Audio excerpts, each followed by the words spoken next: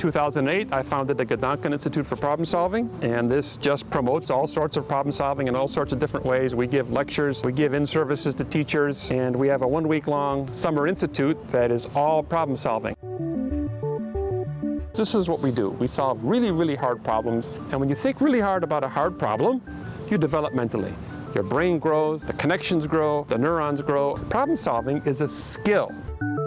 So after I took the theoretical physics class taught by Dr. Meyer and I gained all these problem-solving skills, I noticed that in every single other class, I was much more curious about everything that was going on, and I was asking a lot more questions as well. And I think it's because I know how to think about problems. I'm still curious and I want to learn more, and I want to solve cool problems. Some students, when you give them a hard problem, they sort of crumble and they go,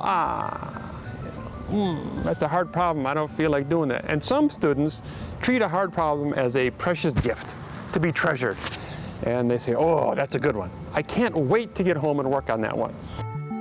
So to start off every day, we typically have a few warm-up problems, and those are a little bit easier. There's some of the acronyms that Dr. Meyer might have in some of his books. But then we get to the more challenging problems, which I personally think are a lot more fun. And these problems can be problems where we have a lineup of different people wearing a different colored hat. And that problem's really fun because it involves not only the entire group of students working together, but we also have an interactive element as well, where we have 7 students, just like the problem suggests, and they all line up, and we try to figure out what each person's thinking in the lineup based on the actual students sitting there in the chairs. And I think interactive things like that are really helpful for the students because they can actually see in person what the problem is trying to say. And I think that helps build their problem-solving skills as well because they can actually visualize what other problems might be like, even if they don't have an interactive design like the hats problem. A lot of the times, just the typical education system makes people regurgitate information. So usually in the formal education process, students are given a protocol to solve a problem. If you see this, then you do this. That's an if-then statement.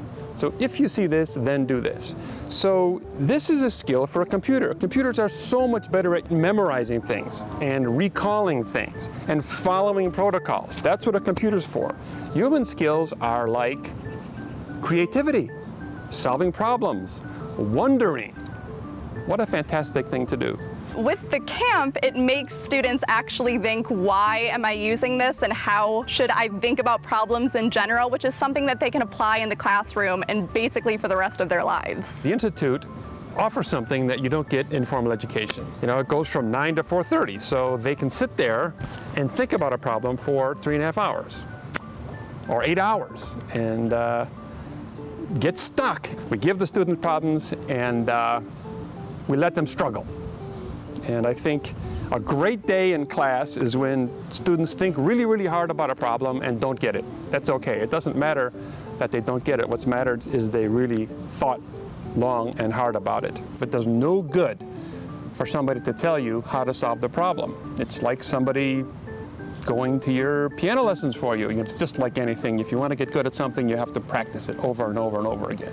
A really great skill that the students at the Gedanken Institute learn is how to self-teach and teach others information that they don't know, because the best way to reinforce something yourself and make sure you understand something is to teach it to other people. And even though the students might not see problems like the Rubik's Cube or the hats problem in everyday life, the skills that they get from the Gedanken Institute is something that they can carry over to when they go to college or when they get a job. Employers aren't hiring people because they can solve a quadratic equation. They're hiring people who can solve their problems and actually contribute and come up with new innovative ideas.